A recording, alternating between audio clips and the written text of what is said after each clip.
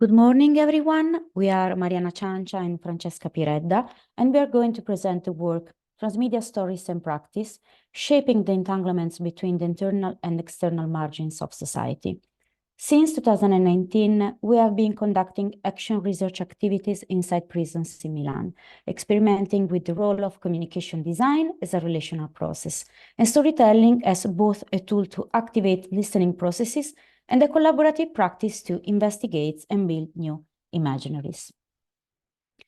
This paper focuses on the current activities within off-campus San Vittore, a space of the university within the San Vittore jail, the third one opened by 𝗫𝗁𝗁. 𝗫𝗁𝗁 is the social engagement and responsibility program at Politecnico di Milano in marginal places of the city.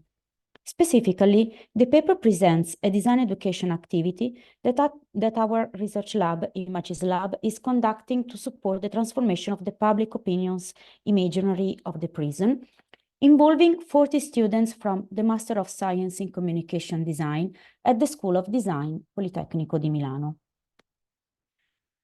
We'd like to start talking a little bit about the prison. In Italy, most of the penal institutes are located outside the urban context, as they were built more recently in response to the structural deficiencies of the historical buildings, but still there are many older institutes. San Vittore is a peculiar one. It's a peculiar prison in several aspects. It is located in the city center of Milan, first of all, and it was built in 1872 and inaugurated in 1879 to serve as a prison since the very beginning. Paradoxically, it represents an historical and cultural heritage, but at the same time, it exercises the power to deprive people of freedom. And it displays both its assets to citizens and society, being located within the city center, but closed and not visible to citizens and society. There are many actors and stakeholders that are part of the San Vittore jail system, and as you can see from this picture, Off-Campus San Vittore is one of them. Since October 2022, Off-Campus San Vittore is playing a role within San Vittore jail, and these are two rooms that were former cells for detention that are occupied by us, so the university researchers, 2 days per week, on Tuesday and Thursday. In these spaces, according to a multidisciplinary and in-field research approach, we aim to build new knowledge about places of detention and bring the prison closer to the city and vice versa. Talking about the actual presentation, this work delineates a design education initiative to reshape public perceptions of the prison, engaging the students enrolled in the final design studio course of the Master of Science in Communication Design at the School of Design in Politecnico di Milano. From September to December 2023, students actively participated in an in-field-based teaching activity in collaboration with Off-Campus San Vittore and the San Vittore prison itself. Following first-hand visits to the correctional facility, these students contributed to developing a new narrative surrounding the neighborhood encompassing the penitentiary. In this activity, the three-step process for designing story-based content that we developed through prior researches and teaching experiences was maintained. And as you can see, the process encompasses 3 distinct phases: collecting, crafting, and reframing. And each phase will be briefly outlined in this presentation in the context of the application within the final design studio course, alongside a discussion of the primary outputs related to 2 of the projects developed by the team. 𝗘𝗵𝗰𝗀𝗆, namely The Good and the Bad Time, and Sulla Soglia, On the Threshold. The first phase was the collecting phase. The aim of this phase was to gain insights into the collective mindset of the Magenta San Vittore neighborhood concerning a designated theme, functioning as a filter for understanding and exploring the urban space, the citizens, and the relationship with the prison. The output of this phase was a comprehensive report summarizing the findings of the analysis, with emphasis placed on key insights and noteworthy observations that have emerged throughout the process. Utilizing the 𝗲𝗰 technique, the students developing the project The Good and the Bad Time observed and analyzed the physical dynamics within the confines of the neighborhood.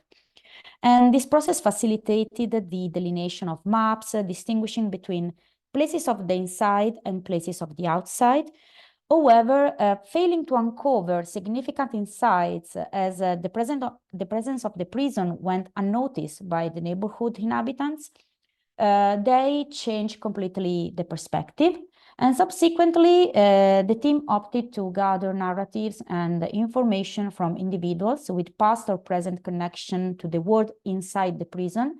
As you can see in these slides, this is the stakeholders map that the students developed, that it's including volunteers, staff, such as the former director, police officers, and family members of the inmates.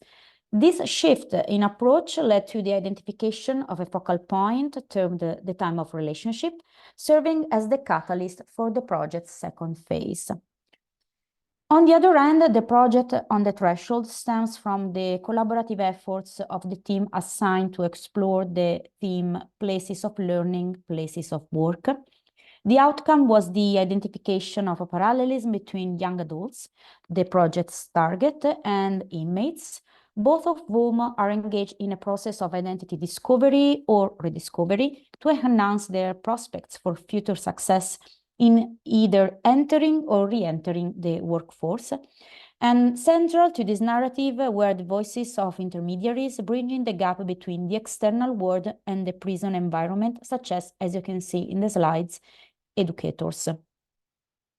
The reframing phase aims to advance the development of the transmedia documentary concept within a broader communication strategy. And the output of this phase was a strategic positioning document which encapsulates the overarching aims and outlines the strategic distribution of the narrative content, providing a kind of blueprint for its execution and dissemination within the media landscape. The team working on the concept The Good and the Bad Time undertook an analysis of temporality in conjunction with the quality of interaction in the communicative relational sphere, aiming to provide a platform for individuals to share their narratives.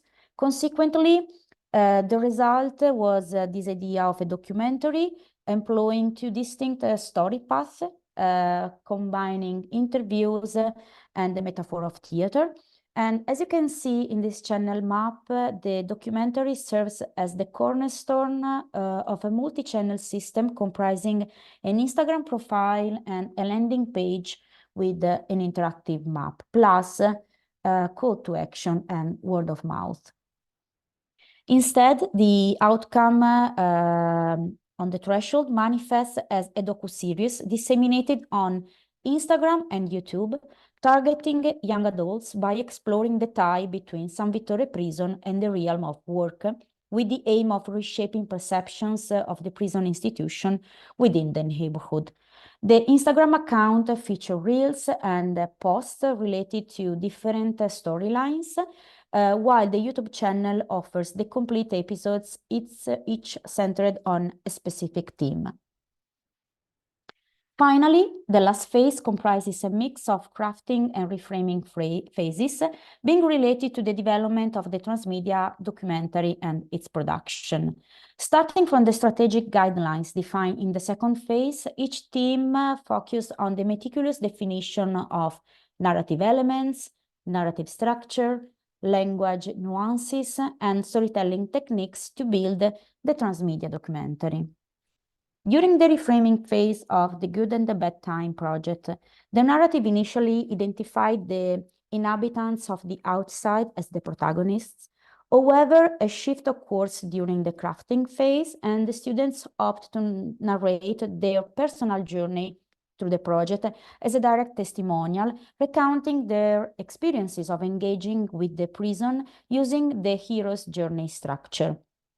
The narrative unfolds through various online and offline content, portraying distinct steps of the hero's journey. And these stages, for example, include the call to adventure, symbolized by the initial visit to the prison, or the refusal of the call, depicted by the exploration of a neighborhood that remains elusive and indifferent to the theme, or the meeting with the mentor, the crossing with the first threshold, tests, allies, enemies, culminating in the approach to the inmost cave, articulated in the documentary through a blend of interviews with key witnesses and theatrical metaphors. And here you can find also the QR code if you want to scan it and watch the project in its entirety. While the team working on the project on the threshold advances the idea of depicting parallels between the realms of work and prison.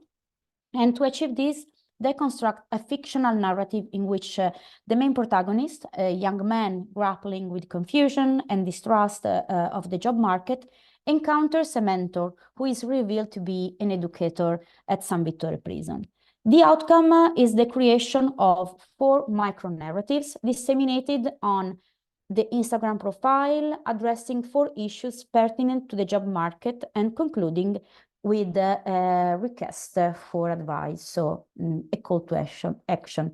Also here you can find the QR code that it's linked to the Instagram profile. To conclude, this design education activity allows us to unveil the concept of entanglements as follows.